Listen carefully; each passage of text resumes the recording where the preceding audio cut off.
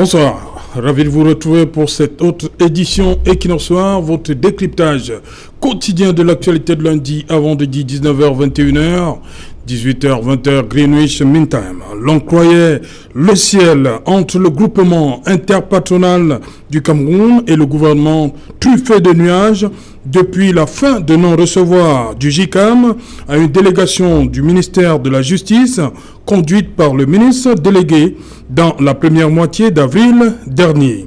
Les rencontres entre le JICAM et les membres du gouvernement s'étaient multipliées jusqu'à ce malheureux incident du 15 avril 2021.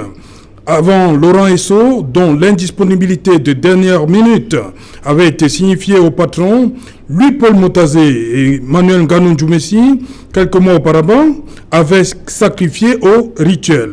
Poser directement les préoccupations des patrons à ceux qui sont en charge de la gestion des affaires économiques du pays. Dans le cadre du dialogue État-secteur privé, le Premier ministre en personne est à Douala pour rencontrer la plus importante organisation patronale du pays. Au menu, le sempiternel problème de l'amélioration du climat des affaires, mais aussi et surtout la question du financement du PPRD NOSO. Entendez plan présidentiel de reconstruction et de développement des régions du Nord-Ouest et du Sud-Ouest. D'où la question, comment financer le PPRD NOSO alors que l'économie nationale est fortement impactée par la crise anglophone qui perdure depuis bientôt 5 ans et plus près de nous, la pandémie Covid-19. Madame, Monsieur, tout à l'heure à 20h, c'est la grande édition d'informations présentée par Cédric Noufelé. Quant à moi, je vous retrouve après pour le débrief du journal.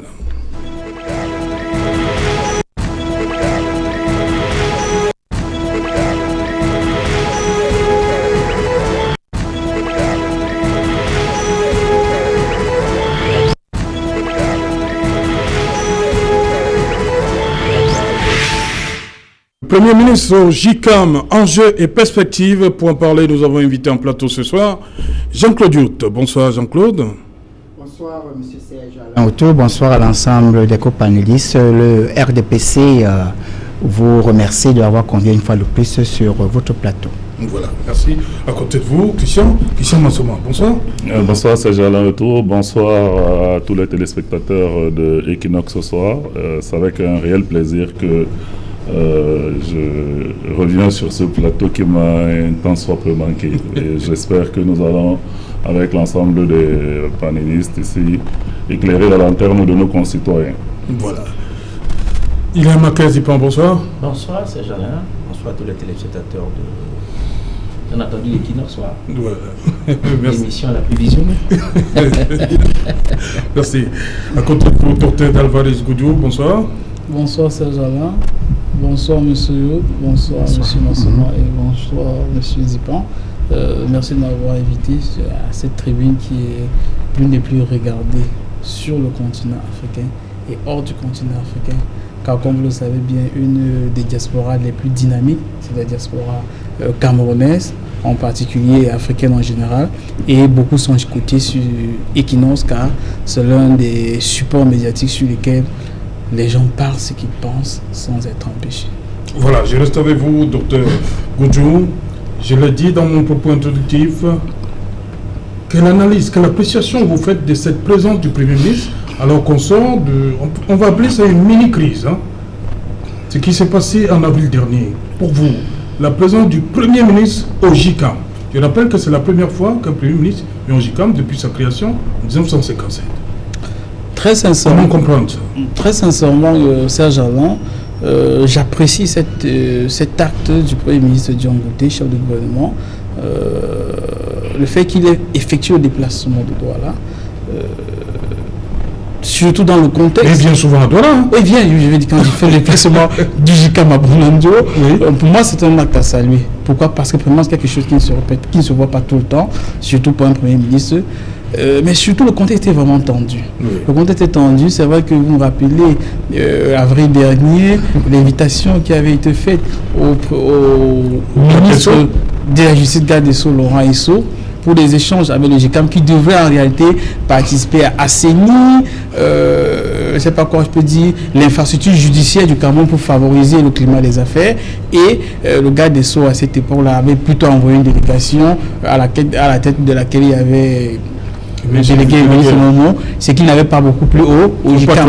Exact. Mais à mon avis, là, c'était un événement qui pouvait même passer inaperçu vu l'importance. Mais je crois qu'il y a une crise extrêmement importante entre les responsables du GICAM et au moins un membre du gouvernement au niveau du directeur des impôts. Car nous savons que pendant des longs mois déjà, le GICAM, nous connaissons la sortie du GICAM par rapport aux décisions, la manière d'agir du directeur des impôts. Et je crois en 2020, quand le directeur des impôts a décidé de venir à Douala pour présenter les réformes selon lui qu'il avait apportées au niveau de la fiscalité du Cameroun, pratiquement l'ensemble des membres du GICAM, qui est le premier patronat du Cameroun, ça fait 63 ans, si je me trompe, avant même les indépendances, l'ensemble des membres du GICAM... 1957. Exact. Ils ont boycotté le directeur des impôts. Cela montre clairement qu'il y avait vraiment un torchon qui brûle. Donc quand on voit ces deux événements, vous savez, les impôts, c'est très important pour l'État, pratiquement pour faire face à la plupart de ses charges. Et en réalité, la justice dans un pays, c'est un événement fondamental, même pour les chefs d'entreprise. Donc avec ces deux événements-là, nous pensons au moins qu'il y avait un torchon qui brûlait. Et maintenant, le Premier ministre, en tant que chef de gouvernement, a pris sur lui.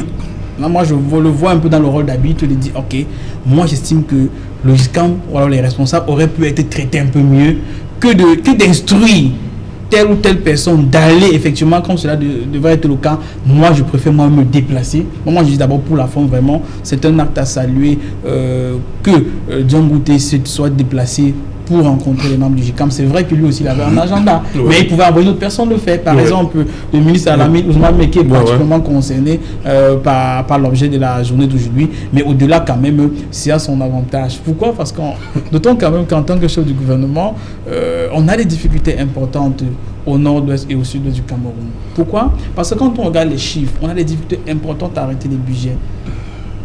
Rien qu'au niveau du nord-ouest, les derniers rapports faisaient état, rien que les pertes directes pour les entreprises, c'est environ 800 milliards. 800 milliards! Ça ne coupe pas les rues, 800 milliards. L'État, en dehors de ces 800 milliards, les pertes infrastructurelles pour les entreprises, c'est-à-dire les infrastructures que l'on a détruites du fait de la guerre, c'est au moins 40 milliards. Et l'État même paie, d'autant plus que quand les entreprises fonctionnent, les entreprises paient l'État, c'est les impôts à l'État. L'État paie au moins, jusqu'en 2020, c'était un peu plus de 18 milliards, presque 19 milliards. Et au-delà de cela, pour moi, la variable la plus importante, c'est la variable emploi. Dans le nord-ouest et au sud-ouest, jusqu'en fin 2020, le GICAM déclare qu'il y a au moins 16 000 emplois qui ont été détruits. Or, nous sommes dans un contexte africain. Dans un contexte africain où une personne qui travaille, il y a parfois 10 à 15 personnes autour d'elle qui vit. Donc, nous avons au moins 160 000 à 200 000 familles qui sont impactées directement, rien qu'au niveau des emplois, par ce qui se passe au GICAM. Donc, par ce qui se passe au nord-ouest, au sud-ouest. Donc, rien qu'en tenant compte des chiffres-là, le gouvernement devait se sentir extrêmement concerné, extrêmement préoccupé, parce que cela impacte directement même sur l'assiette fiscale. Mais maintenant, à côté de cela, il y a maintenant le plan de reconstruction.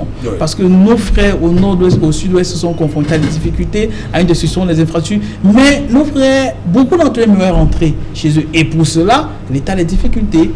Mais l'État a tendu la main, ou du moins une organisation internationale a tendu les mains à l'État du Cameroun, qui est le PNUD, le programme des Nations Unies pour le développement. Et justement, le PNUD est dans un premier temps est disposé à disponibiliser un peu plus de 89 milliards pour la reconstruction du nord-ouest et du sud-ouest. Et pour là, directement, sur les 89 milliards, ils sont prêts à donner 10%, donc environ 9 milliards. Oui. Et vous savez, pour reconstruire là-bas de manière directe, de manière objective, le gouvernement a jugé mieux que c'était bien de travailler dans un partenariat public-privé. C'est pourquoi, tout à l'heure au GICAM, le Premier ministre John Gouté a pris l'engagement de se dire que dans la gestion des fonds de reconstruction du nord-ouest et du sud-ouest, l'État ne compte pas intervenir. Ils aimeraient que ce soit les privés, les entreprises qui participent à reconstruire le nord et le sud-ouest directement en collaboration avec le PNUD. Je dis, c'est encore quelque chose à saluer. Pourquoi? Parce qu'en réalité, je pense que quand on regarde les budgets tout récents qui ont été gérés avec un rôle de l'administration, on connaît tous les difficultés. Que devient l'équipe pour le Tasson? Je ne sais pas. je ne sais pas. La réponse devrait facilement être apportée par le gouvernement. Mais ce qui est sûr, le Premier ministre, et je crois aussi qu'au-delà de cela, je crois que les causeries avaient les barrières de fond. Que ce soit de l'autre côté, vraiment, quand il voit comment on gère les choses chez lui, il se dit, ok, comme c'est vous qui gérez, donc laissez nous-mêmes essayer de gérer. Je dis par exemple au niveau des gars du PNU. Oui. Moi je pense que quelque part ils ont. Donc vous voulez nous faire comprendre que ce qui s'est passé autour du Covid, c'est-à-dire la gestion, laissons le stade.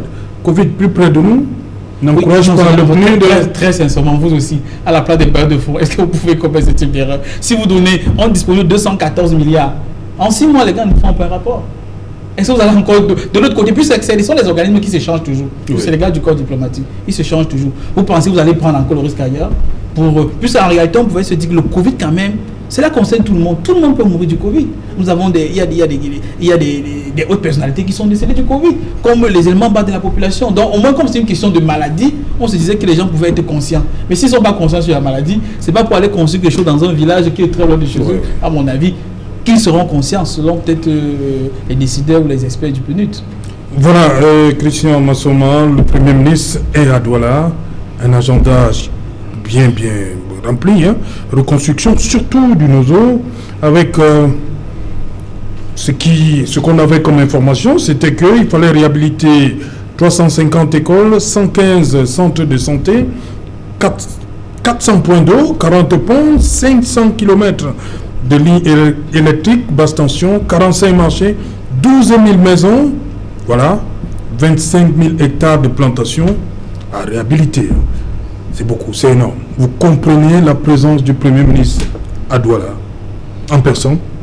Je peux comprendre. En place d'un ministre, comme il a dit, le ministre Alamine Ousmane Mey, qui pouvait venir rencontrer le patronat. Monsieur le docteur John Gouté décide lui-même d'effectuer le déplacement. Monsieur Otto, dans un pays normal, dans une république qui se gère démocratiquement, c'est tout à fait banal que le Premier ministre aille à la rencontre des organisations patronales et notamment de l'organisation patronale la plus importante. Quand vous regardez en France, en permanence, le président de la République lui-même rencontre le MEDEF, le représentant du MEDEF, parce qu'ils doivent discuter ensemble des orientations économiques du pays. Et puis le secteur privé, dans un pays qui aspire à se développer, est celui qui tient les rênes de l'économie. Nous avons été habitués dans notre pays, malheureusement, à ce que ce ne soit pas le secteur privé, mais plutôt la haute administration qui impulse les politiques économiques. Mais dans des pays qui se respectent, c'est le secteur privé. Donc, le Premier ministre aurait dû, depuis des années, y compris même le président de la République, aller à la rencontre du GECAM ou alors inviter le GECAM à des discussions pour pouvoir définir ensemble les orientations politiques du gouvernement en matière économique. Ça n'a pas été le cas. Maintenant, le Premier ministre Diangoté arrive à Douala dans quel contexte? Il arrive à Douala dans un contexte où on parle de la reconstruction du nord-ouest et du sud-ouest. Mais, monsieur Otto, ne mettons pas la charrue avant les bœufs. Je pense que les Camerounais sont interloqués par cette démarche. Pas parce que, dans le fond, ce n'est pas une démarche qui devrait être compréhensible tant le partenariat public-privé est vanté dans le monde entier aujourd'hui, mais parce que personne ne comprendrait qu'on parle de reconstruction sous les bombes. C'est-à-dire personne ne comprendrait que pendant que les nouvelles du front restent des nouvelles qui sont extrêmement alarmantes, qu'on nous dise qu'il y a un programme de reconstruction. Pour aborder un programme de reconstruction, il faut que la guerre cesse d'abord dans le nord-ouest et le sud-ouest. C'est un préalable. Je pense même que c'est quelque chose qui rentre de la compréhension basique.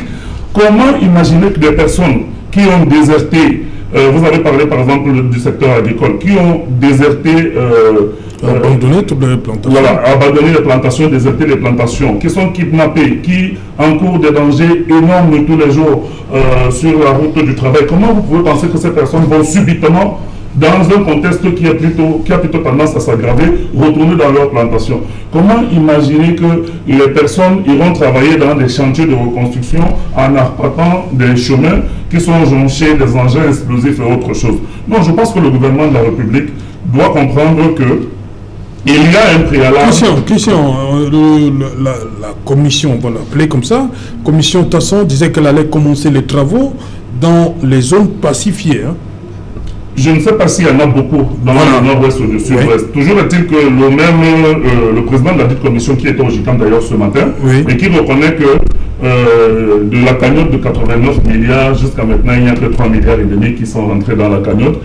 C'est plus que moi qu'il est très difficile aujourd'hui d'envisager sérieusement et sereinement les projets de reconstruction, parce que ces projets seront soumis à la même tension qui est perceptible et qui ne permet pas sereinement aux investisseurs et à l'ensemble des entreprises qui vont gagner. Ces entreprises, prenons par exemple les gens qui devront réhabiliter peut-être le secteur routier ou autre chose.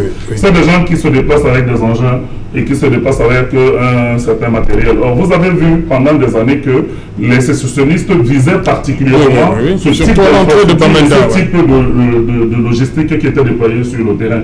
Donc, quel que soit l'angle sur lequel on va aborder cette question, quelle que soit la volonté affichée par le secteur privé, et cette volonté a été d'ailleurs clairement affichée aujourd'hui, sauf que ce que moi j'ai retenu, c'est que les chefs d'entreprise ont dit qu'il faut que l'économie des emplois remplace l'économie de guerre. Parce que l'économie de guerre profite à un petit nombre.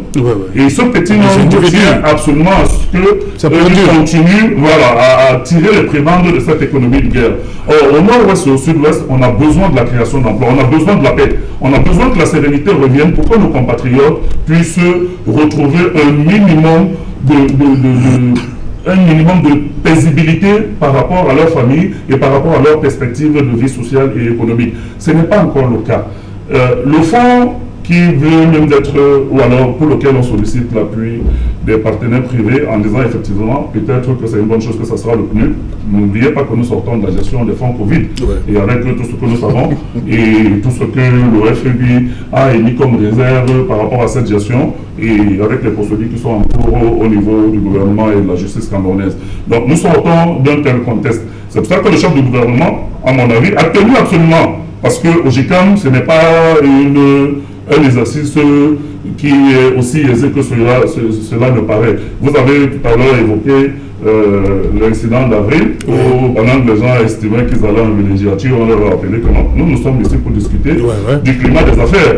Nous sommes ici pour discuter d'un certain nombre d'aspects juridiques et d'aspects économiques capables de rasséréner le climat qui prévaut autour de la gestion de nos affaires. Donc, nous ne venons pas ici juste pour faire semblant d'un certain nombre de choses. Donc, le Premier ministre savait qu'en allant au GICAM, il allait à la rencontre des personnes qui allaient exprimer leurs préoccupations. Et je pense qu'aucun de ces investisseurs ou de ces chefs d'entreprise qui étaient présents aujourd'hui, même si les donations ont commencé, parce que j'ai vu que les brasseries de Cameroun, je ne veux pas leur faire de la publicité, ont commencé déjà à remplir la cagnotte et qu'il y a eu beaucoup de promesses déjà de la part d'un certain nombre de partenaires du secteur privé, mais ils savent très bien qu'il sera très difficile d'aborder durablement cette question de reconstruction tant qu'on n'aura pas résolu le problème de sécurité. Parce qu'il n'y a pas, en matière d'affaires, il n'y a pas il n'y a aucune possibilité d'investissement sans la sécurité. Et le problème numéro 1 du nord-ouest et du sud-ouest, ça reste le problème de la sécurité. Et le Premier ministre, qui est originaire de cette région, devrait plutôt s'investir davantage pour trouver enfin une solution. Et cette solution, tout le monde la connaît.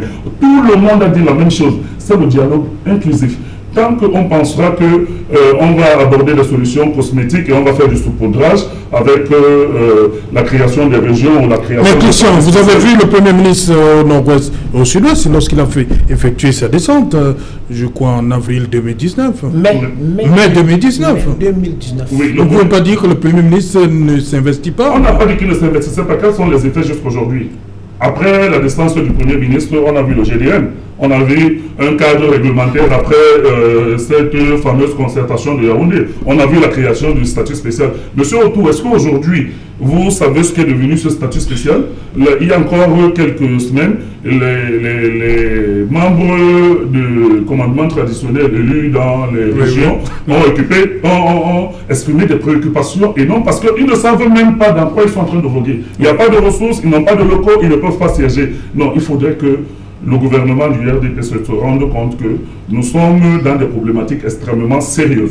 et qu'en tant que tel, il faut apporter des solutions sérieuses et arrêter l'entourloupe en permanence. Moi, je ne crois pas que cette reconstruction est possible en l'état actuel des choses. Okay. Quel que soit le fonds qui sera mobilisé, quelle que soit l'étendue de milliards qu'on va collecter, il va falloir d'abord régler l'épineux problème de la sécurité dans les zones... Jean-Claude Diop, cette question de reconstruction du nord-ouest et du sud-ouest, il a dit le secteur privé est prêt à mettre la main à la poche, mais reste le problème de la pacification de toute la région. On a vu ces dernières semaines, il y a un nouveau mode opératoire il y a les bombes. On a vu au niveau de Galim, on a attaqué un poste. Est-ce que tout ça participe à rassurer ceux qui aimeraient bien aller de ce côté-là, investir, d'abord reconstruire, ensuite investir, sans la paix? Il est important de signaler que le niveau de sécurité est aussi fonction du niveau de menace. Vous êtes en train d'observer que les roquettes, par exemple, des Palestiniens se sont améliorées. Et évidemment aussi, l'armée israélienne aussi a amélioré son niveau d'intervention. Bon, ici, c'est pour revenir pour vous dire tout simplement que M. Christian Massoma, qui apparemment a assisté aussi à ces assises de ce matin, mais il a oublié de vous présenter d'abord, de vous dire la brillante présentation du ministre Paul Tasson, qui a d'abord recontextualisé et donné la situation actuelle des régions du nord-ouest et du sud-ouest. Depuis un état des lieux. Depuis le début du conflit en 2016 jusqu'à aujourd'hui. Il a même donné d'abord la situation économique en 2015, avant le conflit, et avec les différentes pertes, ou bien les différentes incidences sur le produit intérieur brut, sur la productivité locale de ces deux régions. Et il en ressort qu'à voir l'évolution de toutes les courbes, il y a eu une inflexion au niveau de 2019. Et de cette inflexion, nous avons un regain de départ depuis 2020 jusqu'à aujourd'hui.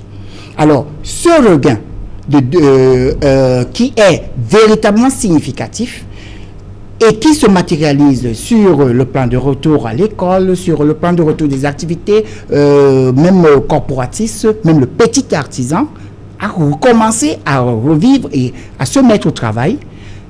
Il a été dégagé et démontré que l'agriculture est fondamentale. L'agro-industrie est fondamentale dans ces régions, y compris dans l'exploitation minière. Une fois ceci étant dit, ça voudrait dire que, et avec ce léger mieux, le contexte sécuritaire est bel et bien en train de pouvoir s'améliorer. Et c'est ça qu'on dit le léger mieux. Et le ministre... les engins peuvent descendre là-bas et commencer le travaux? Mais là, les gens... En état actuel?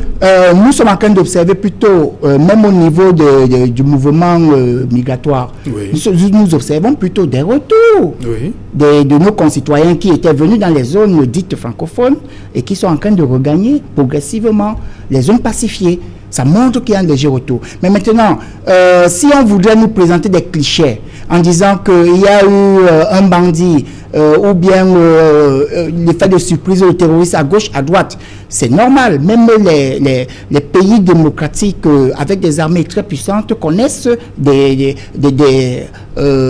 enjeux et sécuritaires.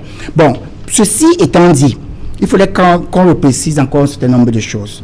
Le ministre Paul Tasson, dans son développement, a dit que 3,5 milliards ont déjà été investis. Ça ne veut pas dire que c'est ça qui a été collecté, parce que la quote-part de l'État de 10% sur les 89 milliards a déjà été donnée. 10% de 89 milliards, calcul simple, c'est 8,9 milliards. Donc ce qui veut dire qu'il dispose de l'argent. Mais maintenant, les projets sont là. Et l'État voudrait donc impliquer le secteur privé, donc c'est-à-dire le patronat, à venir investir, à s'approprier de cette économie-là, parce qu'en réalité, il a été démontré également que le secteur privé a œuvré à près de 70% sur les recettes fiscales de l'État. Donc, ce qui veut dire que le secteur privé est important. Et le Premier ministre est donc venu pour tendre la main. Mais il faudrait qu'on explique également que le dialogue social entre le GICAM ou bien l'ensemble des groupements patronaux et tous les syndicats même des travailleurs a toujours existé. La différence ici, et peut-être l'originalité d'aujourd'hui, c'est qu'il y a eu tout simplement un changement des lieux. Parce que la plupart de tous ces patrons que j'ai vus et rencontrés aujourd'hui, ils rencontrent les ministres à l'appel et à la demande. Et y compris, vous vous souvenez même que le Premier ministre avait reçu en audience l'actuel président du GICAM. Donc, ce n'est pas la première fois.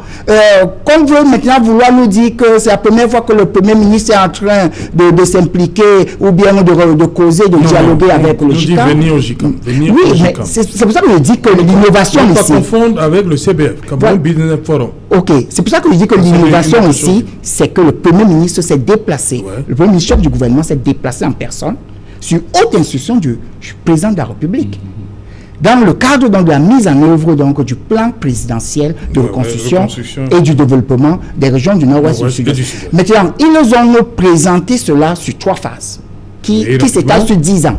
Parce que les uns et les autres pensent que les 89 milliards vont être investis tout de suite. Non, c'est sur 10 ans. Et la première phase table sur 3 années. La deuxième phase table sur les 5 autres premières années. Et ensuite, maintenant, la troisième phase, le reste. C'est de ça dont il est question. Donc, ce qu'on dit que l'investissement est progressif. Et le gouvernement a présenté également les gages de transparence en démontrant que le compte de gestion du secteur de construction est un compte géré par le PNUD, qui est le partenaire. Donc, ce qui voudrait dire que si vous voulez, par exemple, apporter votre quote-part de contribution dans le cadre du secteur de construction, vous allez tout simplement dans le compte géré par le PNUD. C'est un gage, un élément de transparence qui a été présenté. Donc, nous saluons vraiment cette sortie du Premier ministre et nous sommes sortis de ces assises-là véritablement satisfaits et voyant que les régions du Nord-Ouest et du Sud-Ouest, après avoir connu la mise en œuvre de pratiquement l'essentiel des recommandations, des recommandations du grand dialogue national. Vous dites l'essentiel des recommandations? Oui, je dis l'essentiel parce que je vais par exemple vous dire, au niveau de l'UNAM, une session de common law, la commission... Ça, c'est les recommandations du grand dialogue? Les recommandations du grand dialogue ont permis... c'était avant l'UNAM. Oui, mais les recommandations du grand dialogue ont permis, par exemple, d'avoir la loi fondamentale du Code général des collectivités territoriales décentralisées, qui aboutit à donner donc le statut spécial des régions du Nord-Ouest et Sud-Ouest. Et il est effectif? Et donc, il est effectif puisque les conseils régionaux sont au travail depuis le 22 janvier 2021. Bon. Alors, quel pays? Vous parlez de quel pays? Je parle du Cameroun. Je vous dis que le 22 janvier 2021 était la date d'installation des bureaux exécutifs des conseils régionaux. Donc, on a pu faire un bilan, un point sur les 100 premiers jours. Si vous voulez, on fera une émission. Oui, bien sûr, on va revenir. Voilà, Hilaire Zipan, le Premier ministre au GICAM. Les chefs, les patrons sont prêts à accompagner le gouvernement. Mais comment dire, je reviens toujours sur cet aspect, la paix. Parce que lorsque vous regardez aujourd'hui la situation là-bas, il a dit qu'il y a des zones qui sont pacifiées, mais je crois que l'élément qui montre qu'il y a toujours un problème là-bas, c'est cette journée de lundi qui est respectée. Oui. Prouve qu'ils ont toujours leur mot à dire. Comment donc aller investir dans une zone qui... ma foi, n'est pas encore véritablement pacifiée. C'est ça la grande difficulté. Vous voyez que vous avez du mal à cerner vous-même. Le problème, il est très large. Donc, je vais essayer autant que faire se peut, compte tenu du temps qui nous est imparti. En 2015, le budget du Cameroun était de 3 776 milliards. La contribution de la zone anglophone était d'à peu près 40% pour ce qui était de la société. C'est avant la crise. Avant la crise, agroalimentaire et naturellement le secteur névralgique qui était le secteur pétrolier. Vous voyez que c'est important. Il faut préciser en termes de chiffres parce que ce n'est pas vrai. La zone du nord-ouest et du sud-ouest contribue à hauteur de 16,5% au niveau du PIB camerounais. Donc il faut déjà que vous regardez bien vos chiffres. Je parle du budget, il parle du PIB. Oui, en termes de budget au niveau des richesses. Je parle du budget. Je n'ai pas parlé de la production de la richesse. C'est différent. Si on peut faire tout un segment sur l'économie. Entre 2015 et 2016, le budget est passé à 4 326 milliards. Oui. C'est une progression. Quand vous voyez la quote-part de la contribution dans le budget national venant de la zone anglophone, elle était d'à peu près 600 milliards. Vous prenez là les recettes pétrolières, ça se trouve dans la zone anglophone. Vous prenez les sociétés complètement agroalimentaires, ça se trouve dans la zone anglophone. C'est ça, cette contribution. Et elle se décompose naturellement de la TVA, des centimes additionnels communaux et naturellement des emprunts que l'État prend pour investir là-bas. Voilà les éléments. Nous sommes avant la crise. La crise vient du fait qu'il y a une malgouvernance. Les gens de la zone anglophone estiment qu'ils contribuent pour beaucoup et en reçoivent peu. C'est ce qu'ils appellent des marginalisations. Et nous avons connu tout ce que cela comporte. Je ne veux pas revenir dessus. Vous connaissez bien le mécanisme. Puis le Premier ministre, chef du gouvernement, John Gouté est nommé. Et en mai, il se présente là-bas. Que dit-il? Nous sommes prêts à discuter de tout, sauf de la séparation. De tout. C'est ce qui discute le discours inclusif. Nous sommes prêts à discuter de tout, sauf de la séparation. Moi qui suis Camerounais, j'ai été content d'écouter celui-là. C'était le discours inclusif. Il était prêt à discuter avec tout le monde, sauf de la séparation. Mais, qui lui a tiré dans l'aile, en plein vol? C'est le militant du RDPC, membre du gouvernement, à France 24. Je m'arrête là, pour ne pas prendre du temps. Je ne lui ferai pas l'honneur de citer son nom. Et, naturellement, la crise a pris une autre tournure. Nous avons vu des ministres, je ne suis pas du RDPC, se battre pour que les enfants aient à l'école. Le ministre Ernest Galibibé aux enseignements secondaires. Ouais. Se battre dans la zone anglophone pour que les enfants retrouvent l'école. Ouais. Moi qui ne suis pas du RDPC, je l'ai accompagné.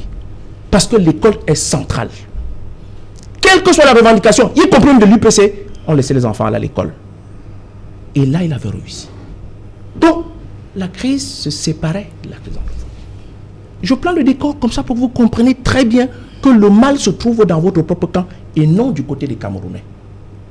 Et aujourd'hui, pour faire une digression, pour fermer cette parenthèse-là, pour reconstruire la zone anglophone, qu'est-ce qu'on fait? On a écarté l'État. C'est le prélude. Preuve qu'il y a la malgouvernance. Voilà. Il y a encore Covid, hein? Preuve qu'il y a la malgouvernance. Vous voyez que le système administratif camerounais fait de corruption et de passe-droit ne marchera pas dans la zone anglophone. Et c'est ce que le Premier ministre est venu faire.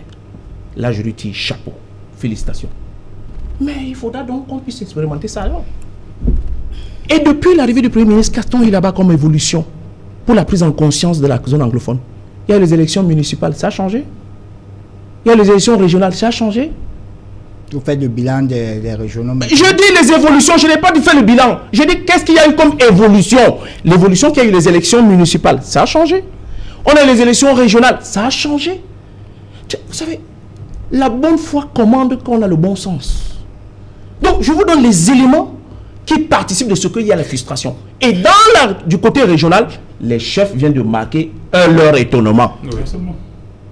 Donc, les élections n'ont pas résolu le problème, ça a plutôt créé une autre couche des gens élus qui sont cette fois-ci frustrés. Vous voyez que vous avez compliqué plus le problème. Le dernier élément que je voudrais verser dans ce jet et qui me semble tout à fait important, c'est que veut faire le Premier ministre? Il veut la participation, mais le prélude, qu'est-ce qu'il a dans la cagnotte? À peine, vous avez étalé sur 10 ans. La zone anglophone, qui contribue pour 16% du produit intérieur brut, comme vous le dites, oui, qui contribue pour le pétrole pour 750 milliards de recettes pétrolières, reçoit 89 milliards pour sa reconstruction. Vous pensez que c'est responsable devant une télévision de dire ça? Sur 10 ans. Vous pensez que c'est responsable? Mais est-ce que la zone a été Vous pensez que c'est responsable? Vous posez question de rapport chiffré. On reconstruit ce qui a été... Je vous parle de rapport chiffré. Vous apportez dans une économie pour 750 milliards de recettes, vous en recevez 89 milliards pour 10 ans. Il ne faut pas venir dire ça sur un plateau. Mais Quel Faut pas est, venir dire ça sur quel est le ce lien Avec- Donc, lorsque vous construisez, par exemple, une maison qui a été détruite, elle a quel impact dans le retour sur investissement? Donc, justement, On est en train de vous dire qu'on est en train de reconstruire des choses qui ont été détruites, qui ne sont pas forcément des investissements d'ordre économique. Bien. C'est du social, c'est du Donc- culturel, donc- c'est du traditionnel. donc, justement, Monsieur c'était- Zipan, il ne faut pas distraire les Camerounais. Laissez que je termine ma conclusion. C'était pour vous dire justement que les 89 millions n'avaient rien à voir avec ce qu'il est de la production d'investissement. Donc, quand vous avez soulevé tout à l'heure, vous avez bien compris pourquoi j'ai parlé du budget. Parce que la contribution à l'investissement qui participe de ce que la richesse nationale est différente de ce qu'est le social. Donc, le 89 milliards, c'est pour le social. Voilà ce qu'il fallait faire comme différence. Vous êtes venu d'une manière péremptoire à faire dire un chiffre. 89 milliards, c'est pour le chiffre. C'est pour les ponts, les routes, les écoles et bien entendu les logements. Ça n'a rien à voir avec la production de la richesse nationale. Ça a même été Qui est dit par M. Serge Alain en autour. plus, il veut refuser. Je dis ça a été dit par M. Serge Alain Justement, autour. donc vous parlez des C'est milliards, rien de vous nouveau. dites que le budget de 89 milliards ne peut pas faire être comparé par rapport à ce qu'ils apportent en termes de richesse. Le dire, c'est les frustrer. Il faut leur rappeler que c'est des besoins sociaux qui n'ont rien à voir. Donc, on peut les dire qu'au-delà de leurs revendications de la zone anglophone qui peuvent être la leur, surtout que ça me gêne même cette expression-là. Cette expression-là me gêne là. Qui n'en demeure pas moins qu'ils laissent que les projets sociaux puissent prendre leur corps. Mais les projets sociaux ne prendront leur corps que s'ils sont dans un état. Et là, les recommandations du Grand Dialogue National, du suivi du Grand Dialogue National, parce que j'y étais, j'ai eu l'honneur d'être invité, attestent que ce plan d'urgence présidentiel était dans le social. Il reste au Premier ministre. Dans, naturellement, ce qu'il a dit, les négociations avec les partenaires étrangers, y compris les internationaux, de voir comment désamorcer naturellement cette fois-là et de refaire revenir les emplois. Les 89 millions n'apporteront pas les emplois directs. Elles vont donner des emplois aux entreprises. Et aujourd'hui, prenons les secteurs sur lesquels on table. Et c'est pour ça que le Premier ministre a été invité au GICAM. Les secteurs, à l'heure actuelle, dans le secteur de l'infrastructure, quels sont les meilleurs? Ce sont les Chinois, suivis des Français. Les sociétés françaises ne viennent qu'en 3e position. Il venait donc au GICAM, naturellement le Premier ministre, faire la part belle en disant donc que vous serez prioritaire. Et cette fois-là, ce serait la priorité nationale au détriment de l'appel d'offres international qui donne la part belle, par exemple, aux Chinois et aux Français. C'était ça. Mais là, vous êtes en train de parler comme si c'est une Donc, par répartition conséquent- du gâteau. On est en train de vous dire qu'on a demandé au patronat de venir saisir les opportunités de la reconstruction des zones du nord-ouest et du sud-ouest. C'est différent. C'est-à-dire que quoi? Les brasseries du Cameroun, par exemple, qui ont fait leur annonce, disaient qu'ils vont investir pour une première phase de 500 millions et ensuite ils vont élargir cela pour une deuxième phase à 1 milliard. Donc, c'est-à-dire, ce n'est pas une part de gâteau à aller prendre auprès du gouvernement, c'est plutôt des opportunités à saisir, de par le fait que quoi, la reconstruction a créé donc un besoin. Et de ce besoin, l'État est en train de prendre sa quote-part des choses, et maintenant le patronat vient donc investir parce que le marché est là, les besoins sont là. C'est de ça dont il s'agit. Il est extrêmement difficile de partir du social pour la production industrielle et de partir industrielle pour la création de l'activité. Je ne sais pas dans quel secteur vous vous trouvez. Docteur Ngoudjou. On est dans une situation simple. Quand vous parlez de 500 millions, les brasseries Cameroun ne sont pas investis dans la zone anglophone? N'ont-ils pas, non. Est-ce que les brasseries n'ont pas fermé pour la plupart des usines là-bas? Est-ce que c'est pour relancer? On ne comprend pas. Le premier employeur du Cameroun se trouve, après l'État, se trouve où? C'est dans le sud-ouest. C'est d'ici. Alors, donc vous voyez qu'il faut aussi qu'on annonce aussi les chiffres pour pouvoir faire ça. Ah, oui, oui. Mais pas Non, je mal pense que que ça, ce qui on vous verra. embête, c'est que vous voulez à tout prix avoir raison dans une démarche constructive. Et ce que nous demandons, c'est que la démarche constructive du Premier ministre a besoin d'avoir un appui politique. Et cet appui politique doit avoir une cohérence gouvernementale. Mais la difficulté, c'est que c'est dans le gouvernement principalement que se trouvent les détracteurs de la démarche du Premier ministre. Et c'est alors qu'il était donc obligé d'aller créer même une caisse autonome. Parce que le fait que les sociétés vont soustraire là-bas, vont soumissionner là-bas, ne va pas passer par le ministère des marchés publics. Ça n'a rien à voir. Ça n'a rien à voir avec le trésorier payeur qui touche ses 10%.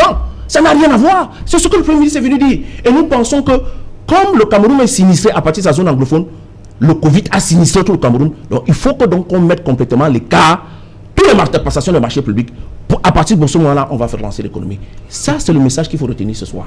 Pour vous, les gens de RDPC. Docteur Ngoudjou, cette situation, je continue, je persiste. Les chefs, les patrons qui aimeraient investir de ce côté-là, tant qu'il n'y a pas la paix, est-ce que c'est encourageant? Serge Alain, le 9 mai dernier, à Moscou, il y avait ce qu'ils appellent la Grande Guerre patriotique, qui est en réalité pour la Deuxième Guerre mondiale, où il fête le succès de l'armée rouge sur les troupes nazies. Et c'est lui qui dirige le défilé là-bas depuis un peu plus de 5 ans, le ministre de la Défense, le général Sergei Shoigu, les généraux de division, héros de l'ordre de Russie, c'est la plus grande. Comment est-ce qu'il fait pour obtenir cette médaille? Le ministre de la Défense de Vladimir Poutine pendant des années. En réalité, un peu plus tôt, il était ministre des situations d'urgence. Et en Russie, comment fonctionne le ministère des situations d'urgence? Le ministère, ils n'attendent pas qu'il y ait une crise. Par rapport à toutes les villes, la Russie, c'est le plus grand pays du monde. Il y a déjà, on dit, si on lance bombe atomique ici, voici le protocole appliqué. S'il y a inondation ici, voici le protocole appliqué. S'il y a guerre ici, voici le protocole. Le ministère des situations d'urgence applique les solutions, les met dans les tiroirs. Et quand la situation se présente opportunément, on ne réfléchit pas, on exécute. Oui. C'est ce qu'on appelle la vue prospective. C'est vrai que sincèrement, même s'il n'y a pas encore la paix au Nozo, je ne pense pas qu'on puisse reprocher à l'État du Cameroun d'avoir au moins une vue prospective. C'est-à-dire de rencontrer des partenaires du secteur privé, de commencer déjà à ébaucher les tentatives de solutions. Pourquoi? Parce que nous sommes dans une guerre qui met déjà bientôt 4 ans. S'il faut attendre qu'il y ait totalement la paix pour commencer à penser à des solutions, je me dis que très sincèrement, si l'État attend qu'il y ait totalement la paix pour commencer à apporter des solutions, nous les reprocherons, nous leur demanderons qu'est-ce que vous faisiez en 4 ans. Mais moi je pense que ce n'est pas de trop de préparer déjà les solutions pour une éventuelle perte totale. Ça c'est quelque chose. Mais maintenant, et vraiment c'est pour le déplorer, hein, c'est vrai que nous sommes contents que John Gouté ait fait le déplacement pour le JICAM. J'ai entendu notre ami Jacques Yout dit que de temps en temps les ministres ont le JICAM au téléphone. Je dis non, c'est pas comme ça que ça se passe. Il y a des cadres officiels pour les échanges. Et c'est même pas une question de ministre, c'est une question présidentielle. Même le CBF auquel vous faites allusion, le Cameroun Business Forum, dans les pays même voisins au Cameroun, à peu près dans le même contexte, le président se déplace. Non seulement le président, il préside le forum. En Côte d'Ivoire, c'est le président Ouattara qui préside le forum. Hein. C'est pas une question de déplacement seulement. Au Sénégal, c'est pratiquement partout. Je vais dire pour nous, donc nous sommes en train d'applaudir le Premier ministre. Mais je dis qu'ailleurs, c'est le président. Moi, on devrait avoir honte. Mais maintenant, au-delà de cela, moi, je dis, nous sommes en train de... Parfois, je le dis, l'histoire peut bégayer, mais l'histoire se répète. Nous, en tant que Camerounais, cela peut choquer. Nous, en tant qu'intellectuels, entre guillemets, ou petits intellectuels, nous devons avoir honte que pour gérer une si minable somme d'argent, qu'on confie la gestion de cela à un organisme des Nations Unies. La réalité, c'est que nous sommes en train d'être mis... nos états de service qui nous rattrapent là. Très bien. Nous sommes en train d'être mis sous tutelle. Alors, le programme des Nations Unies pour le développement, ce n'est qu'un démembrement de l'ONU qui n'est que une petite fille ou une fille de la SDN qui nous a mis dans tous les problèmes de la Terre parce que nous étions sous tutelle. Ce sont eux qui géraient nos affaires. Après la naissance de la Société des Nations, jusqu'à aujourd'hui, on est en train d'aller à bientôt 100 ans. Nous sommes en train de rentrer sous tutelle. C'est ça qui est la vérité. Ça veut dire, nous on a tellement mal géré notre pays. On a tellement démontré que nous ne sommes pas dignes de confiance. On se dit, ok, vraiment, vaut mieux encore redonner notre pouvoir, notre souveraineté. C'est ce qu'en fait, le Premier ministre est arrivé à Douala aujourd'hui, dit ceci, en termes simples, aux responsables du GICAM. Nous avons été incapables de gérer notre pays sur certains aspects. Nous pensons qu'il faudra encore que nous rentrons sous tutelle et les Nations Unies prennent notre souveraineté. C'est ce qui s'est passé. Et je dis, c'est une honte pour nous. Nous tous en tant que Camerounais. Parce qu'en réalité, vous parlez des fonds Covid. Mais si on parle des infrastructures, de la CAN, très sincèrement, est-ce qu'on n'a pas honte? Vraiment, on peut aimer l'État, on peut aider l'État, on peut conseiller l'État. Est-ce qu'on n'a pas honte? Même les milliards de tournées, est-ce qu'on a respecté la date? Jusqu'à aujourd'hui, on titube encore. Encore hier, on cherche encore 55 milliards. Est-ce que nous ne devons pas avoir honte quelque part? Moi, je pense que parfois, nos dirigeants ont besoin qu'on leur dise la vérité. Très chers amis, tous les problèmes pour lesquels nous sommes en train de débattre aujourd'hui, liés au NOZO, c'est parce que nous avons été mis sous tutelle. des Nations Unies ou de son ancêtre. Et en réalité, c'est ce qui est en train de se passer avec la reconstruction. On va vous taxer d'être antipatriote. Non, c'est pas une question d'antipatriotisme. Il faut dire, non, regardez, vous savez, partout, c'est chez nous qu'on pense là. Moi, il m'arrive, ailleurs sur d'autres plateaux, il y a des années où on faisait des débats sérieux. Il y a des gars de la DSP qui venaient. Ils demandaient la copie de l'émission. Ils disent que le patron a demandé la copie. Voilà. Je dis, la DSP là. Oui. Je vais dire, a fait média pour ne pas la citer. Oui. Ils prenaient la copie de l'émission. Ils disent que le président a regardé. Ils veulent la copie. Ils veulent là. Ils sont au plateau. Vraiment, ils ne font pas les bruits. Des gars très polis. Non, ce n'est pas le président qui dit que exact. Vous êtes des antipatriotes, c'est les autres. Exact. Ils restent tranquilles là. Ils disent, gars, nous voulons. On parle au patron. On dit, ok, on patiente. Après, on fait la copie de l'émission. Parfois, ils dorment même là. Ils partent le lendemain à Yaoundé. Pour dire quoi? Pour dire que, et c'est ça dans le processus de prise de décision. L'élément fondamental, c'est la vérité. Même à la maison. Si vous avez un enfant qui commet les erreurs, des gaffes, et que votre épouse vous cache l'information, vous n'êtes pas un Dieu pour tout savoir. Mais si maman vous dit, ok, il a mal travaillé à l'école, il a fait l'école buissonnière, il a fugué, vous prenez facilement une bonne décision. Ce n'est pas détester le pays ou être antipatriote que de dire qu'ici, il y a quelque chose qui ne marche pas. Nous pensons que nous faisons de telle manière, ça va marcher. C'est pas ça. Ok. Question? Oui, moi je vais marteler cela encore. C'est-à-dire, quels que soient les développements qu'on va essayer de présenter sur la prospective économique dans le nord-ouest et le sud-ouest, la solution économique ne peut être adossée que sur la solution politique. C'est-à-dire il sera très très difficile d'envisager une reconstruction qui soit sereine sans envisager une solution politique. Parce que tout ça part, comme l'a dit Hilaire tout à l'heure, d'une frustration légitime de nos compatriotes du nord-ouest et du sud-ouest. Et jusqu'à maintenant, qu'est-ce qu'on nous a servi? On nous a servi une espèce de saupoudrage en matière de mesurettes et de solutions pour pouvoir résoudre un problème qui était beaucoup plus profond que ce qu'on a voulu faire. Parce qu'il n'y avait pas une réelle volonté politique à pouvoir résoudre le problème du nord-ouest et du sud-ouest. Tout le monde l'a dit ici. Notre position au MRC a été très constante. Personne n'est pour la séparation. Donc ce n'est même pas une option. Le président national l'a dit à plusieurs reprises. Mais par contre, il faudrait qu'un débat entre Camerounais, les yeux dans les yeux, comme la conférence qui a eu lieu à Fumban. Je ne vous interromps pas quand vous parlez. Ayez un tout petit peu d'amabilité de pouvoir écouter les autres lorsqu'ils utilisent leur temps de parole. Donc que les gens se disent que non.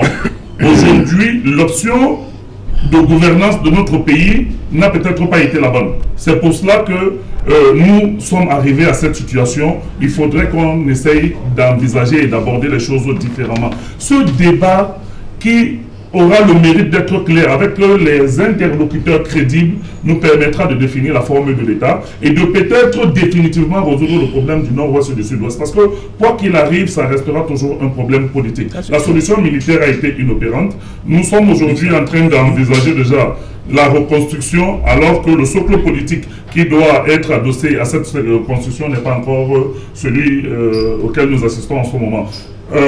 Moi, je le dis, je ne pense pas que les projets de reconstruction et que la politique qui veut être impulsée par le Premier ministre du gouvernement auront un écho favorable parce qu'il y a même un problème de confiance.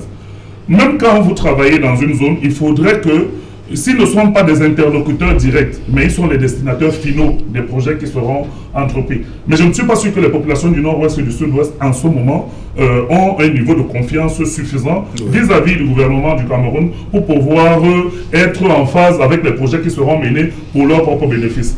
Donc, ne mettons pas la charrue avant les bœufs. C'est bien que le Premier ministre descende au JICAM, c'est bien qu'il envisage que le secteur privé puisse participer à cet effort de reconstruction à travers ce fonds de reconstruction, mais il faudrait d'abord, avant tout, apporter une solution politique à cette crise du nord-ouest et du sud-ouest, et c'est cela qui conditionnera l'avenir de cette reconstruction et l'avenir économique qui maintenant est tributaire des investissements productifs. Exactement. Parce qu'il faudrait vraiment qu'on fasse la différence entre ces investissements sociaux et les investissements politique. À l'état actuel des choses, aucun entrepreneur sérieux ne peut aller investir de l'argent dans le nord-ouest et le sud-ouest. Personne ne peut le faire. Voilà, je rappelle. Le climat qui justement, je rappelle que les meuniers du Cameroun ont donné ce matin au JICAM 200 millions de francs pour la reconstruction du nord-ouest et du sud-ouest. Oui. Réaction? C'est une très bonne initiative et ça montre que le JICAM a bel et bien adhéré à ce projet-là. Voilà, on revient après le journal, c'est promis. Bonsoir Cédric, au menu ce soir. Bonsoir Serge Alain, bonsoir aux invités. Ce soir, nous parlerons de cette visite historique du Premier ministre au siège du JICAM. Célestin Tawamba, président de l'organisation patronale, l'a dit, en 60 ans, c'est la première fois qu'un chef du gouvernement se déplace et pour discuter avec les chefs d'entreprise au siège du JICAM. Cependant, ils n'ont pas manqué de présenter au Premier ministre le tableau sombre de l'économie nationale en liaison avec la crise sécuritaire dans cette partie du Cameroun. Célestin Tawamba a exhorté le gouvernement à privilégier des options autres que la stratégie militaire. Vous suivrez dans ce journal le point sur les premières promesses de contribution des chefs d'entreprise, des contributions qui ont franchi la barre d'1 milliard de francs CFA et les assurances du Premier ministre, la garantie et la transparence dans la gestion de ces fonds qui sont mobilisés auprès du secteur privé. Et au moment où le Cameroun est en train de négocier des nouveaux financements auprès du Fonds monétaire international, un sommet sur le financement des économies africaines se tient à Paris, en France, et on vient d'annuler la dette du Soudan à la suite de cette situation difficile liée au désastre économique engendré par la pandémie du Covid-19. Le Cameroun s'est fait représenter par le ministre des Finances à cette rencontre. Quelles en sont les principales résolutions au terme de la première journée de discussion? Nous en parlerons dans le journal de 20h. Nous parlerons également d'un important problème qui se pose dans les zones rurales au Cameroun. L'exploitation des carrières entraîne des pollutions des cours d'eau et des nuisances sonores et la destruction de plusieurs maisons d'habitation. Les populations s'en plaignent. Les exploitants de carrières donnent le sentiment qu'ils ne sont pas en train de prendre en compte leurs préoccupations. Nous en parlerons dans quelques instants. C'est Jalan. Voilà, madame, monsieur, ce sera donc dans un instant, le 20h de Cédric Nouffelé, tout de suite après le débrief du journal. Mais avant tout ceci, madame, une page de pub.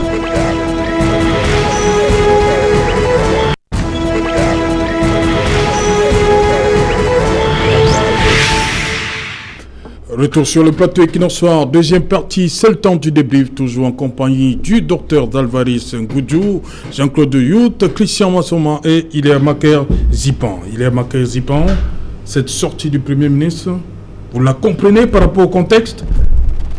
Non, je pense que on n'avait pas beaucoup de choix. Quand vous êtes au FMI, ça veut dire que c'est pratiquement les banquiers qui pilotent votre économie. Lorsque, pour faire le moindre emploi, on est obligé de passer par des quitus au niveau des banques centrales, ça veut dire qu'on n'a pratiquement plus d'économie. Je pense que tout ceci, l'urgence de la reconstruction se présentait. Et je pense que le Premier ministre est venu rassurer plus ou moins les investisseurs que les fonds qu'ils vont mettre dans la zone du Nord-Ouest seront bien gérés. Preuve, s'il en était besoin, que l'économie camerounaise est complètement à la traîne en ce qui concerne ces textes. Pour ce qui est de la régularité des dépenses publiques, je pense que là, il y a un problème. Et je pense qu'il faut ce débat-là, parce que je vous prends un cas très simple, pour que les téléspectateurs comprennent très bien. À plus de 5 millions, c'est la commission, c'est le ministère des marchés publics qui s'en occupe. Or, le but de la décentralisation, avec pour but de rapprocher naturellement les collectivités dans la dépense publique. D'où vient-il que le petit maire de Ngolomunduka puisse saisir la commission de passation de marché qui est un représentant depuis Yaoundé, qui valide plus ou moins son projet, qui adresse plus ou moins les sociétés à soumissionner, qui les sélectionne, qui les adresse. Bref, c'est la décentralisation dans la centralisation. C'est ça le problème, c'est ça la grosse difficulté. Donc, il faut, à mon sens, regarder de très près tout ce mécanisme de sélection des entreprises. Et le fonds Covid vient à juste titre démontrer ce que nous avons. Je vais vous prendre un cas très simple. Les textes qui encadrent les ordonnateurs du budget camerounais datent de 1974. Les ordonnateurs du budget. Fouillez, regardez tous les textes, datent de 1974. Donc, entre le temps mis pour le contrôle d'un ordonnateur et l'effectivité de la dépense, il y a un gap tant fou. En 1974, le budget du Cameroun, je ne suis pas convaincu, je ne sais pas les chiffres exacts, mais il dépassait pas 150 milliards. Parce qu'en 1982, nous étions à 260 milliards. Si on fait la proportion inverse, on n'était pas plus de 150 milliards. Comment vous pouvez prendre les textes qui permettait de gérer centaines de milliards pour gérer aujourd'hui 4 000 milliards ou 5 000 milliards. Elles sont plus en adéquation. Et je pense que, il faut le dire, le Premier ministre n'avait pas beaucoup de choix. La seule façon pour lui de faire repartir cette zone-là dans la rapidité, faute de pouvoir contourner l'adaptabilité des textes, c'était de, bien entendu, d'aller tomber dans la gueule de loup. On a fui la pluie pour tomber dans le ruisseau. Parce que les organismes internationaux font de la marge sur nous. Une autre révélation dans laquelle les gens vont être tout à fait surpris. Les organismes internationaux empruntent le moins en Afrique, mais font le plus de marge bénéficiaires en Afrique. C'est-à-dire que pendant que l'Afrique emprunte moins de 2% de tout l'endettement mondial, ce moins de 2% donne plus de bénéfices à ces organismes. Donc, par conséquent, nous sommes dans un système où, naturellement, le banquier trouve toute sa place. Et si vous ne faites pas un effort au regard du contexte international pour vous sortir de cette trappe-là, on ne fait rien. On a donc à la coupe d'un corps qu'on appelle les fonctionnaires, qui sont tous habituellement les militants d'un parti dont je n'aimerais pas citer ici. Voilà, justement, un militant de ce parti qui est sur ce plateau, Jean-Claude Youth. Des reproches, toujours des reproches. Qu'est-ce qui se passe? Pourquoi? Est-ce que le contexte Covid n'a peut-être pas poussé le Premier ministre à faire cette sortie? Il y a une crise de confiance? Non, il n'y a pas une crise de confiance. Mais il a voulu rassurer les investisseurs. Les patrons. Oui, il a voulu. On dit que quelque part, les patrons n'ont pas confiance. Si jamais, c'est-à-dire surtout ceux qui vont gérer cet argent-là, qui vont injecter. Non, sur le plan économique, comme ce n'est pas du social dans le cadre de la non-recherche du lucre, mais ici, on encourage la recherche du lucre. Donc, lorsqu'un investisseur, agent économique, décide donc d'investir, il lui faut un retour sur investissement. Et pour pouvoir donc investir, il a donc besoin d'un certain nombre d'éléments de garantie en termes de sécurisation de son investissement. Et c'est cette transparence-là que le Premier ministre est donc venu démontrer aujourd'hui. Ce n'est pas un cas qui est typique uniquement au Cameroun où, lorsque dans la plupart des pays qui ont connu des conflits, il y a eu par exemple le plan Marshall en Europe. Mais cela ne voulait pas dire que ce n'était pas des grandes démocraties ou bien des grands pays. Mais de ce plan Marshall qui a été déroulé, ça a créé une certaine orientation d'une reconstruction de cette zone. Le plan Marshall, c'était après la guerre. Ok. C'est la reconstruction. Oui, ici nous avons le plan présidentiel de la reconstruction du développement des régions du Nord-Ouest et du Sud-Ouest. Pourquoi on pouvait très bien le dénommer plan Marshall du Nord-Ouest et du Sud-Ouest? Non, plan Paul Biya. Le plan Marshall, Marshall, c'est... Oui, enfin, c'est-à-dire pour faire le lien, pour que vous compreniez d'où ça vient ce type-là. Donc, dites que vous aurez aimé qu'on dise le plan Paul Biya de reconstruction mais ici, du Nord-Ouest et nous du disons Sud-Ouest. tout simplement que volonté du président de la République, son Excellence, M. Paul Biya, a ramené à la normale... On appelle ça plan présidentiel. Le plan présidentiel de reconstruction et du développement des régions du Nord-Ouest et du Sud-Ouest. Il y a de quoi véritablement se féliciter de cette initiative du président de la République. Pour certains qui veulent nous dire qu'il faut d'abord créer de nouveau un dialogue qu'ils appellent inclusif, pourtant on a connu des assises du grand dialogue national du 30 septembre au 4 octobre, et qui ont abouti à des recommandations dont nous voyons aujourd'hui la mise en œuvre volonté du président de la République.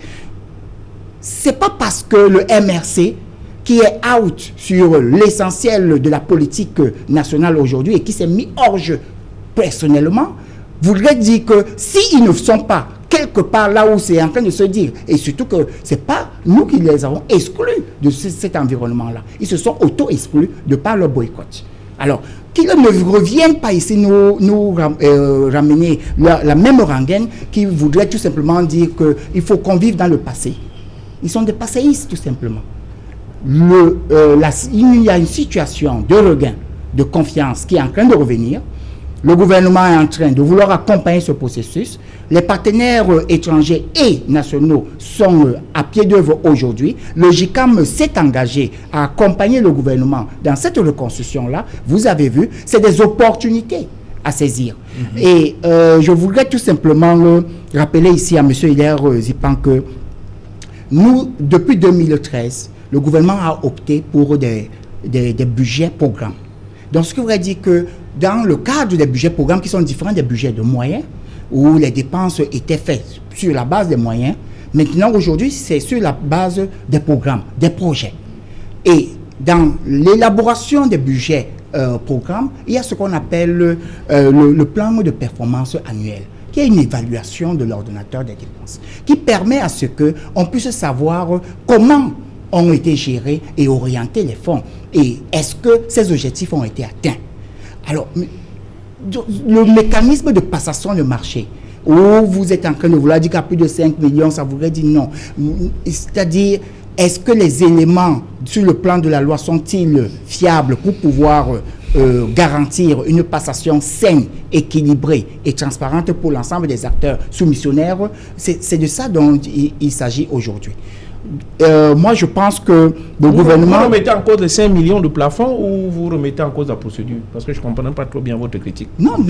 C'est-à-dire, je suis en train de vouloir vous dire que le problème n'est pas la structure qui est en train de passer le marché, ou bien comment on est en train de passer le marché. Le problème est ici que est-ce que le projet est fiable? Est-ce que le projet est mesurable? Est-ce que le projet est réalisé? Et quelle est la performance, quel est l'impact sur le plan de la société et par rapport aux objectifs de la structure et de l'ordonnateur de la dépense? C'est de ça dont nous voulons vous parler. Encore là un autre pan de problème. Et comment vous allez expliquer qu'en fin d'année, on est excédent budgétaire? Laissez ça. Comment vous expliquez ça? Laissez ça. Il est bon. Permettez aux autres de réagir. D'abord, Christian Massoma, je reviens toujours à ce qui se passe autour de la gestion des fonds Covid. C'est un rapport avec la sortie, cette déclaration forte du Premier ministre ce soir, ce matin à Douala. Mais c'est une évidence. Le Premier ministre fait un constat clair et net. Il sait très bien que si on confiait la gestion de ce fonds aux mêmes gestionnaires qui viennent de nous détourner plus de 200 milliards, nous n'allions avoir aucune efficacité sur le terrain, sur la gestion de ce fameux fonds qui est projeté et qui ne comporte... Si ces gens ont pu, avec la gloutonnerie qui les caractérise, distraire ou dilapider plus de 200 milliards en très peu de temps sans que nous ne voyions des effets clairs et réalistes sur la stratégie de riposte vis-à-vis de cette pandémie, je ne pense pas que c'est les 100 milliards là qu'ils auraient épargnés. Donc, tout ce bavardage du représentant du RDPC, en fait, ne nous avance en rien. Nous ne sommes pas ici pour lire une litanie. Nous sommes là pour faire un constat clair. On a donné la gestion de ce fonds à un organisme international, en lieu et place des gestionnaires camerounais qui doivent normalement piloter les programmes de reconstruction. Et s'il ne veut pas le comprendre et qu'il pense que à travers la sémantique ou alors les entourloupes de langage, il va pouvoir convaincre qui que ce soit, je pense qu'il devrait revoir ses cours. Et je ne sais pas pourquoi, dans un débat où nous essayons d'évoquer de manière claire et nette les projections par rapport à la reconstruction au nord-ouest, au sud-ouest, il revient sur le MS qui se serait disqualifié du jeu politique. Mais pourquoi vous, qui considérez qu'un parti qui ne représente rien, qui s'est disqualifié, mais à longueur de journée, vous ne parlez que du MRC, vous n'existez que grâce au MRC. Mais enlevez donc, pour un parti qui n'a pas de lutte, qui n'a pas de vie institutionnelle, vous êtes focalisé 24 heures sur 24 à parler du MRC. Ça prouve quand même que ce rien a quand même une valeur qui est très importante à vos yeux, aux yeux de vos camarades du MRC. Le jeu démocratique veut qu'il y ait une contradiction. Et quand si vous le comprenez, vous comprendrez que notre parti incarne la contradiction à ce régime, incarne l'alternance à ce régime, et que nous continuerons à nous battre pour que vous ne puissiez pas indéterminément plonger le peuple camerounais dans le chaos. Donc, pour revenir à la sortie du Premier ministre aujourd'hui, je pense que c'est un constat qui est froid, qui est amer. C'est dommage que, comme je l'ai dit plus tôt, qu'on n'ait pas d'abord envisagé la solution politique. Parce que je dis que quel que soit ces propositions, quelle que soit la bonne volonté du secteur privé et des chefs d'entreprise à vouloir investir de l'argent dans ce fonds de reconstruction, il se posera toujours un problème de la sécurisation ou alors de l'effectivité des réalisations sur le terrain pour essayer de reconstruire le nord-ouest et le sud-ouest. Mais maintenant, le RDPC a la manie de mettre la charrue avant les bœufs. Et comme il n'y a aucune sincérité politique qui est adossée derrière toutes ces histoires, on cite que c'est juste le plan présidentiel de reconstruction et de développement, sans qu'il n'y ait la volonté politique qui devrait accompagner un tel plan et qui devrait permettre aux populations d'être un peu plus rassérénées et de retrouver un peu de confiance. Parce que vous ne pouvez pas nous dire aujourd'hui que dans le nord-ouest et le sud-ouest, les populations vivent en paix et ont confiance aux initiatives du président de la République ou du gouvernement de la République. Donc essayez de revoir votre copie, essayez de regarder la situation réelle en face et de comprendre que ce n'est pas de cette manière que nous allons sortir de l'ornière. Ok, Dr Dalvarez Ngoutou, le Premier ministre a donné assez de garanties au secteur privé, à votre avis? Le Premier ministre... Ça a commencé, la cagnotte a commencé là. Je rappelle que les meuniers du Cameroun ont 200 millions déjà pour la reconstruction. Dinozo, Oui. je dis, c'est une bonne chose, que ce soit la SABC, que ce soit les meuniers, c'est une très bonne chose. Le Premier ministre fait ce qu'il peut à son niveau, mais quand on regarde un journal télévisé, comme pour notre ami s'est dit tout à l'heure, on se pose des questions. Nous avons vu tout à l'heure dans un élément, les employés du laboratoire national du contrôle des médicaments, qui est sous la tutelle du ministère de la Santé. Ils se plaignent d'arriérés de salaire. 3 mois. Ils parlent 4 mois. Merci, 4 mois. 4 mois d'arriérés de salaire. Rien qu'au niveau du Covid, ça fait combien de temps déjà que le Covid est là? Ça fait plus d'1 an. 1 an. Notons que 1 an, 2 mois. dans les prérogatives de ce laboratoire, ce sont eux, sur le plan national, qui devraient contrôler l'ensemble des médicaments qui rentrent sur le territoire camerounais. Je me demande, mais premièrement, comment ils font pour ne pas avoir de salaire? Nous sommes en train de parler d'une enveloppe de 214 milliards pour le Covid. 98%, pour ne pas dire presque 100%, des médicaments et consommables utilisés au niveau du Covid viennent de l'extérieur. Mais qui les contrôle? Qui les contrôle? Puisqu'on parle de 4 mois d'arrêt de salaire, alors qu'il y a des soupçons de détournement de dizaines de milliards. Vous pensez que même quand vous êtes donateur, que ce soit une entreprise, que ce soit un organisme international, et que vous voyez ce type d'éléments à la télé, vous pensez que cela vous rassure, malgré les assurances du Premier ministre? Ça n'est pas rassurant. Que dit le ministre de la Santé? Qu'un organisme qui est étatique et qui est censé contrôler l'ensemble des médicaments qui rentrent sur le territoire national, que les employés disent que ça fait 4 mois qu'ils n'ont pas de salaire. Nous sommes en train de débattre des milliards et des milliards. Je suis convaincu que le salaire pour eux tous, ça n'atteint pas les milliards. Attendez, Dr Goudjou, Sinopharm est arrivé un dimanche, Ouais. à 20h, Simalène, à midi, le ministre de la Santé se faisait déjà vacciner. Très bien. Les médicaments ont été contrôlés quand? Non. C'est un autre débat. Mais maintenant, je continue, s'il vous plaît. Je n'ai pas fini. Je disais ceci. Je suis très surpris, très sincèrement, que notre ami Jean-Claude fasse une certaine comparaison entre les dépenses pour reconstruire le NOZO et le plan Marshall. Bien sûr. Je dis le fait, c'est une insulte à l'intelligence de l'État camerounais. C'est pas la même chose. C'est pas la même chose. Premièrement, pour ceux qui le savent, même là-bas de côté, les Américains le savent, les Américains l'ont su plus tard. Les Européens l'ont su plus tard. Les Américains ont utilisé le plan Marshall pour mettre l'Europe sous sa tutelle. Oui. Parce qu'en réalité, l'Europe était pratiquement totalement détruite parce que dans une stratégie de guerre de Sun Tzu, c'est de s'efforcer de faire la guerre chez l'ennemi. C'est-à-dire c'est chez l'ennemi qu'on détruit. Ouais, qu'on détruit. On a Et quand détruit on détruit l'Europe. là-bas, il faut participer à construire. Ouais. Et maintenant, les Américains viennent prêter de l'argent. Pourquoi? Avec une conditionnalité que vous devez importer tout ce que vous avez besoin chez eux. En d'autres termes, les Américains n'étaient pas sincères. Et avec cela, ils ont créé tout ce que nous connaissons, la Banque mondiale, le FMI et tout le reste. Les En réalité, institutions de avec tout Bretton Woods. cela, aujourd'hui, contrôle le monde. Je veux dire, donc fait la comparaison entre ce que l'État aujourd'hui s'est prêté, les mauvaises intentions à l'État du Cameroun. Et je suis convaincu que ce n'est pas ce que l'État veut. Même s'il y a des hommes imparfaits qui commettent une tonne d'erreurs, les fautes de gestion, etc., la malgouvernance, je ne pense pas qu'au fond, ils sont très fiers. Car nous sommes tous victimes du système. Que ce soit au plan des infrastructures routières, sanitaires, éducationnelles, etc., etc. En fin de compte, même quand les gens détournent pour leur poche seule, nous sommes tous victimes du système. Voilà, on va sortir rapidement un dernier tour. 30 secondes chacun. On sort de l'émission. D'abord, Hilaire Dipan. Oui. Cette présence du Premier ministre au JICAM, perspective, c'est quoi pour vous? Notez 2 choses. D'abord, le Premier ministre était accompagné que de Paul Tasson Oui. et naturellement le John Evariste, je pense, qui s'occupe de la partie nord-ouest, sud-ouest. Paul Tasson pour le sud-ouest. Deuxième élément, il n'y avait pas la flopée habituelle des membres du gouvernement qui accompagnent naturellement le Premier ministre. Cela atteste de ce que, cette fois-ci, si l'initiative du Premier ministre est bien prise, et si nous pensons qu'au moins c'est un début de réflexion, parce que nous sommes encore dans la réflexion, il n'y a pas encore l'argent, Masso, je voulais donc te rassurer, il n'y a pas encore l'argent. Il y a quelques petites sommes qui rentrent, mais ce n'est pas de nature à faire partie. Et le peu de fonds qui arrivent, c'est pour faire le social. Et donc, le grand plan de la relance, en ce qui va relancer complètement l'emploi, reste dans le secteur productif. Et là, je rejoins complètement Docteur Goudjou. Docteur. Pour dire que, à mon ami du RDPC, que lorsque la zone anglophone a perdu les emplois, les fonctionnaires affectés là-bas sont rentrés au niveau de leur ministère d'origine. Ils continuent à avoir les salaires, nourrissent leur famille. Ceux qui sont éplorés et qui ont perdu, c'est ceux qui sont dans le secteur privé. Et lorsqu'on vient voir le secteur privé, on a compris que c'est là qu'il faut partir. Et nous complétons la réflexion du Premier ministre en disant non, au-delà de cette démarche économique, et comme le souhaite M. Tawamba, il faut accompagner d'une solution politique. Et ce n'est pas du ressort de M. Tawamba. Donc nous voulons que les deux soient liés.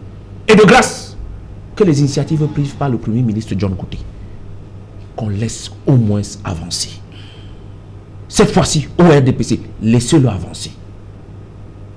Parce qu'au moins, il a une attitude de vouloir faire bouger les lignes. Quand bien même, parfois c'est contre son détriment. Et c'est ça qu'il faut lire dans son attitude. Ce n'est pas tant qu'il faut ici faire une florade de... Vous voyez qu'en tant que Premier ministre, et le patron des marchés publics, par décret si vous connaissez, c'est lui qui peut passer le marché de gré à gré.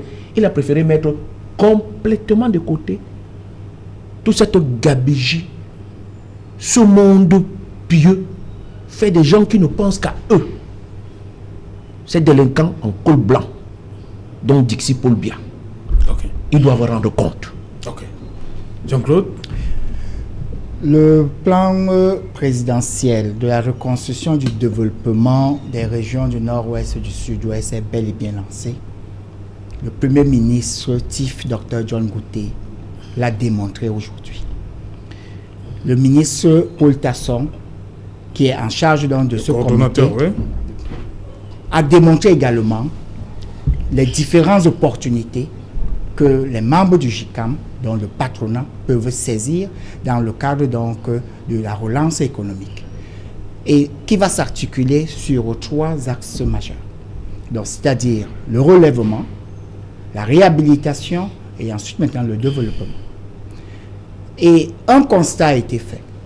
Les jeunes qui ont été facilement enrôlés et distraits à travers des actes de terrorisme et tout, c'était de par le fait qu'il y avait un chômage endémique des jeunes dans cette région. Les entreprises membres du JICAM, adhérents du JICAM, se sont engagés à pouvoir œuvrer dans le cadre non seulement de la création des emplois, mais d'intégration de l'ensemble des jeunes, mais en apportant une spécificité pour cette région-là. Et nous saluons l'initiative politique, parce que pour ceux qui disent qu'il n'y a pas d'initiative politique, il y a une initiative politique parce que cette initiative politique du plan présidentiel de reconstruction et de développement des régions du nord-ouest et du sud-ouest, c'est une volonté politique du président de la République. C'est une volonté politique. Et le Premier ministre, chef du gouvernement, est arrivé à Douala aujourd'hui sur haute instruction du président de la République. C'est une volonté politique. Donc je peux rassurer M. Hilaire Zipan que c'est le président de la République qui a instruit le Premier ministre à pouvoir donc conduire donc cette démarche et ces assises-là. Et ce qui voudrait dire qu'il est important que les uns et les autres puissent s'impliquer tant sur le plan social ou bien sur le plan des investissements afin que cette région-là puisse retrouver la paix et la sérénité. Voilà, rapidement. Pission, 30 secondes. Monsieur Otto, véritablement, je pense qu'il faut faire le distinguo entre les déclarations d'intention qui, pour moi, au-delà de toute la volonté affichée par le Premier ministre, chef de gouvernement, resteront une vue de l'esprit tant que on ne va pas contrairement à ce qu'il est en train de dire, adosser une solution véritablement politique. C'est-à-dire, je vais rester sur ce principe que la solution de reconstruction ne pourra passer que par la solution politique. Et que la solution politique est elle-même un facteur d'intégration des forces en présence dans le cadre d'une négociation inclusive visant à ramener la paix et la sécurité dans le nord-ouest et le sud-ouest. Les plans de reconstruction viennent après les guerres. Ils viennent quand la paix est revenue. Voilà, donc oui, rapidement. Oui, rapidement, Serge Arnaud, je veux dire, c'est très important de laisser le chef de gouvernement travailler. Pourquoi? Parce qu'en réalité, l'élément fondamental pour lequel nous estimons, beaucoup de personnes estiment qu'il ne peut pas avoir reconstruction, c'est la question de la sécurité. Et rappelons-nous bien, dans les mois passés, dans les années passées, le Premier ministre avait été mandaté par le chef de l'État de trouver une solution sécuritaire. Il y avait même déjà une négociation avec des éléments, avec les responsables, avec tous qui sont à la prison principale. Et c'est toujours quelques leaders, membres du gouvernement, qui ont participé à torpiller cela. Ils ne voulaient pas que ce soit le Premier ministre qui remporte le succès. Premièrement, dans la région du Nord et du Sud-Ouest, c'est une personne qui est très appréciée, très aimée. Il y avait des rencontres en volier avec des leaders sécessionnistes. Il y avait une possibilité de trouver une solution, mais les membres même là autour de lui qui ne veulent pas le voir avancer ont torpillé. Je disais, moi je pense qu'il faut le laisser travailler et ce serait bien pour l'ensemble des Camerounais et pour nous-mêmes, mais surtout au-delà même, comme on le dit, c'est une personne qui est respectée et avec le travail qu'il était en train de faire en parallèle, en dehors du travail de la diplomatie, les gars qui sont en prison étaient en train d'accepter qu'il puisse avoir une négociation et que le Cameroun puisse retrouver sa sérénité. Les amis de M. Yout qui ont torpillé le processus. Merci à vous. Merci Christian. Merci Jean-Claude Yout. Merci Hilaire Macazipan. Merci à vous, docteur Goudou. Madame, Monsieur, nous sommes arrivés au terme de l'édition Equinox Soir. On se retrouve demain pour une autre édition, bien évidemment. Bonsoir, Bangwa.